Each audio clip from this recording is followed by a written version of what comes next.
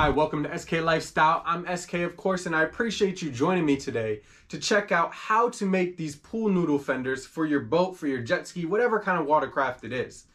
Now, this is not going to be the only kind of bumper you use. Everyone normally has some kind of bumper that they're going to use. Now, I have a standard kind of jet ski bumper here, and I have a pair of these, and these work great. I may actually order another pair because I'm going to be long-term docking this summer. But sometimes you want to just pull something out real quick. You want something that's fast and easy to set up. Maybe you want something that's a little lightweight, a little flexible to give you more room in the storage compartment that you want. This will give you all of that.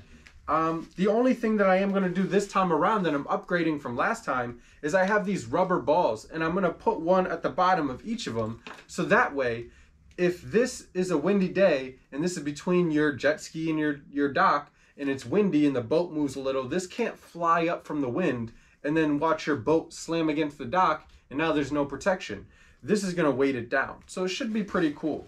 Now, like I said, I did do a video before. It was when I first started off my channel, so it probably wasn't the best. I still appreciate all the likes, comments, and everything on it, but I figured I'd redo the video, make it a little better this time, see what I could do with it, and provide something a little better to all of you when you want to DIY your own bumpers at home. So with that said, let's get started. SK Lifestyle. So the actual process of making these is fairly simple. You only need a few basic things. Of course, you need your pool noodle. You'll need your dock lines. You want a measuring tape, some regular tape, any kind. Just a razor blade of some sort. A knife to cut the pool noodles. I find that the bread knife kind of works pretty well. And then a pair of scissors just in case.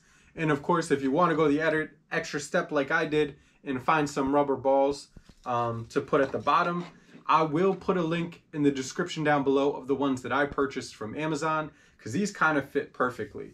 And they actually, again, they come with a drilled hole already in them. So with that said, let's get started. The first step, we need to take our pool noodle, measure it out. And before we really get started, I need to interject with a SK pro tip, something that I found out as I went along, and that's that you're going to want a plastic pen, something like this, and just a pair of needle nose pliers. These things work great. I'm not sure why I didn't use them last time. Let's get to it. There we go. Look at that bad boy. So when I originally made this video, I did these at 12 inches. I think this time what I'm going to do is do it at 14 inches. So they're going to be a little bit longer. Now, if I don't like it, of course, I can always untie it and cut the little bit extra off. But I feel like after a few years of using them, I think I can fit it. This is 57 inches, so it'll just be enough. So I'd like to do that. Just go ahead and get a couple pieces of tape. All right, so now what I want to do is just measure every 14 inches because that's my decided length. Now, of course, you can do the length that you would like. All right, so we're not trying to be perfect. You know, if it's off by a millimeter, that's fine. You know what I mean? But you generally want to be about the same length. So they're all 14 inches. So now you just want to remember which way you're going. So I want to cut at the top of the line for each one of these. All right. So nothing really to it, but just to do it.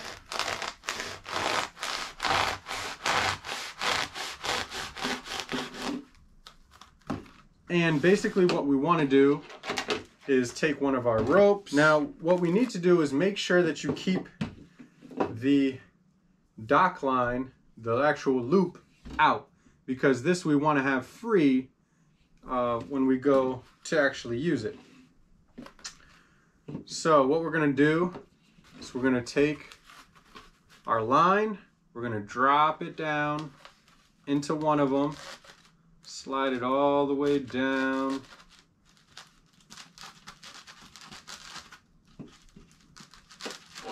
Come on, there we go. So we ran it through one. Oh, but first I forgot. We got our upgrades here, people. Don't let me forget the upgrades. Upgrade, yeah, upgrade. All right, so obviously not the exact match, but they're good enough for me. And like I said, they already come with a little hole built right in. So, hey, look how easy that was. All right, so now you can kind of get an idea of how they're gonna look when they're done. But that said, let's go ahead and get some slack there. Roll it down the other one.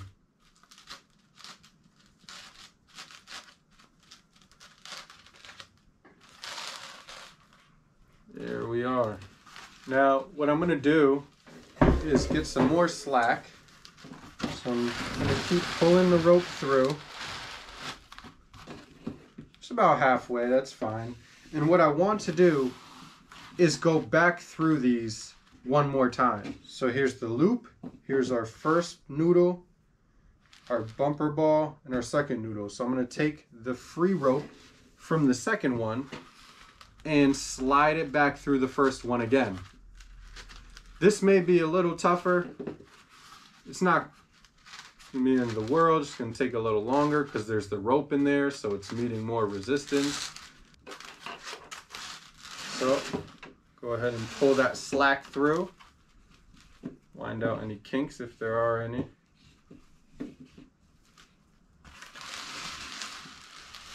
This is where it's gonna be kind of hard, this ball. All right, so I got a little pen here. And I'm just gonna try to use it to try to push this rope through. And why I suggest a pen, I wouldn't open it up. One, you don't want to fray these lines too much, right? So I'm gonna go ahead, it doesn't matter how much pressure I put on this rubber ball, really how much pressure I put on this rope, but I don't want to have anything sharp that's gonna start fraying it. There we go. There it is. Now I'm not gonna use it too much more. Now I want to just pull the slack through the ball. Take the rest of my line and feed it through the second noodle. And again, towards the end, you might just need to start shoving a little bit more material in there. And then pushing both ropes kind of forward just to kind of get it to move. Save some time, use these needle nose pliers. There we go. I should have added these from the beginning. All right. And we're almost done, believe it or not. We're just about done. So it looks a mess, but it is not. So set this down. So just take a second to adjust it the way you want. And then what we want to do is determine how long we need our rope to be. So I already have my length that I pretty much need right here. So what I'm going to do is just take it down. I found my spot that I wanted, so okay. That's the length I want to have my noodle fender. At least for now. So the slack that I just sent through, of course, from the loop I pushed it down, the slack I didn't want. Now I need to feed that slack through.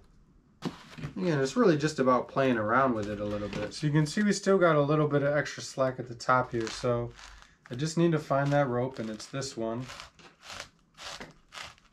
There we go. And make sure I grab the same one down here.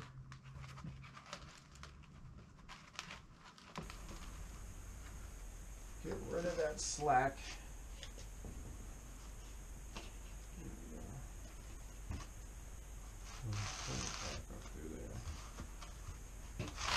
Good.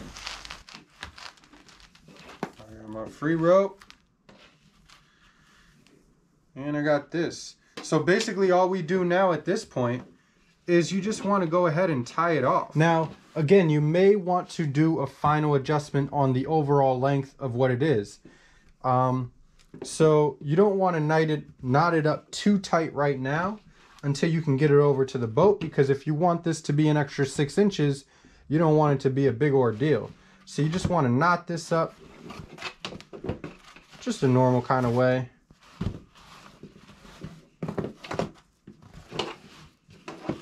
Just tighten that up down there. Make sure everything's just the way I still want it to sit. And then go ahead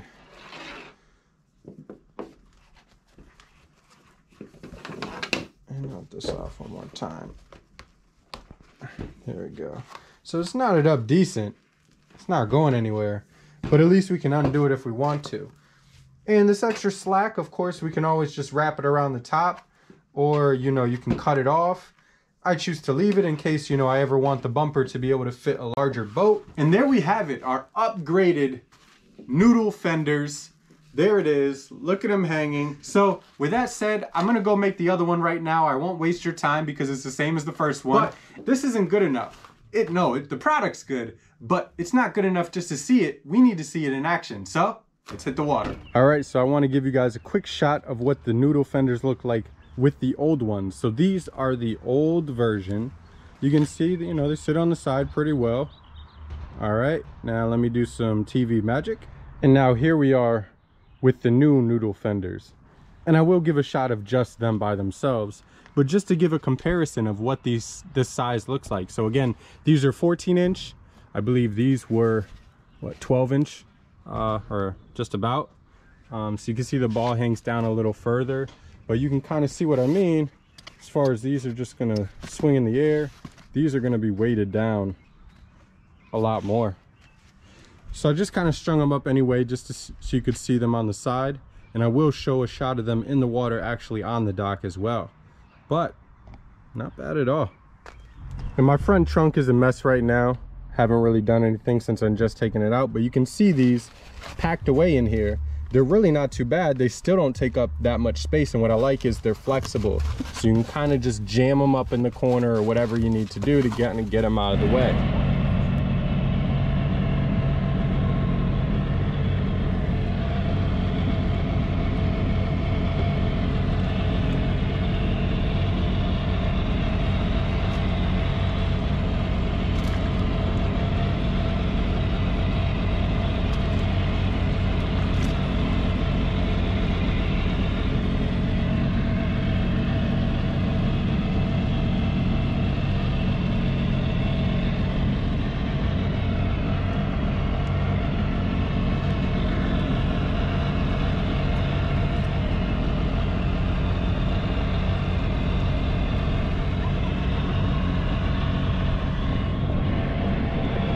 All right, so there she is. End of the day, battery's about to die, so it's probably a good time to wrap this up. Start more of my B-Day weekend. Yeah, another fun time on this amazing machine. Yes, oh yes, love it so much. SK Lifestyle. Subscribe, hit that subscribe button down below. Be sure to catch everything that I put out here. This summer is gonna be crazy. SK Lifestyle, see you next time.